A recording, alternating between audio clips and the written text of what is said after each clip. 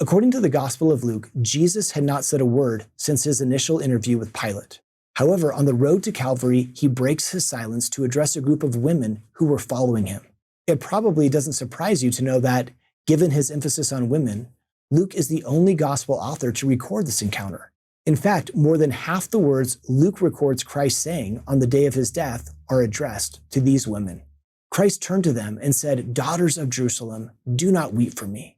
This is a powerful theme we've seen repeatedly in the Savior's life.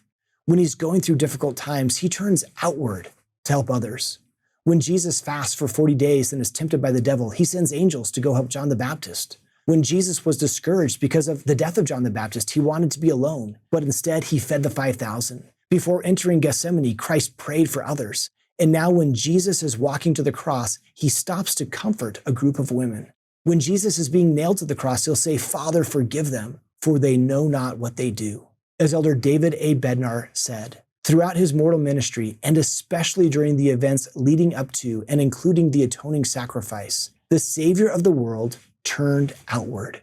In this same talk, Elder Bednar shared a powerful modern example of a woman who emulated the Savior's example of focusing on others amid personal tragedy. The woman, who was both a single mother and Relief Society president, had lost her only child in a tragic car accident. Elder Bednar states, on the day of her daughter's funeral, this Relief Society president received a phone call from an irritated sister in her ward. The complaining sister had a cold and did not feel well, and she basically chewed out the Relief Society president for not being thoughtful or compassionate enough to arrange for meals to be delivered to her home. Just hours before the funeral of her only child, this remarkable Relief Society president prepared and delivered a meal to the murmuring sister. She reached outward when most of us would have turned inward.